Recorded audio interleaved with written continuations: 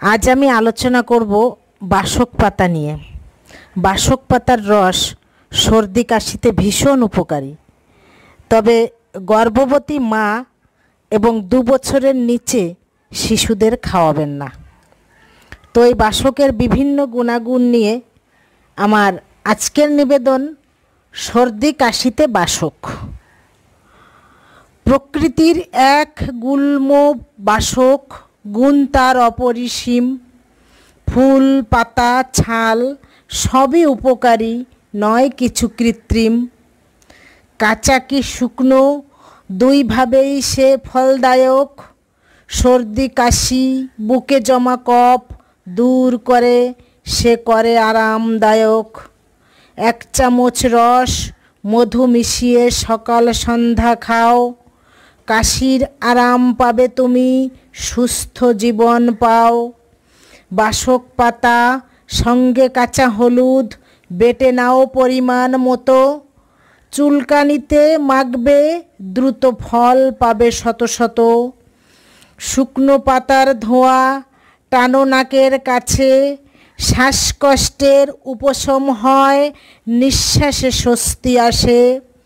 গিঁটে ব্যথা, হাঁটু ব্যথা, মাংসপেশির বেদনা, বাসকের রস সেবনে আরাম, দূর হয় সব যাতনা। জল শুদ্ধ করে বাসক পাতা, রাখে পানযোগ্য করে। 2-4টি পাতা জলে শুদ্ধতায় যায় ভরে। রক্তকে সে করে পরিশোধন, অ্যালার্জি দূরে রয়। চর্মরোগের ভয় থাকে না, ত্বক সুস্থ হয়। বাসক পাতা সঙ্গে হলুদ গুঁড়ো হালকা একটু গরম করে ব্যথা স্থানে লাগাও, দ্রুত কষ্ট যাবে দূরে। বাসক ফুল সঙ্গে 1 চামচ মধু যদি খাও, জন্ডিসের উপশম ঘটে। রোগকে বলো এবার যাও, কৃমি দমন হবে তোমার, সুস্থ থাকবে জীবনে। সকালে খালি পেটে 1 চামচ বাসক রস সেবনে। এত গুণের মাঝেও কিছু আছে সাবধান বাণী। গর্ভবতী মা ও 2 বছরের নিচে শিশুদের লাগি।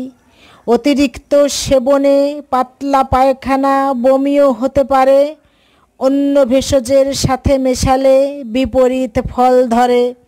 লাগাও একটি বাসক চারা আপন গৃহকোণে, উপকার তার ফলবে দেখো সারাটি জীবন ভরে।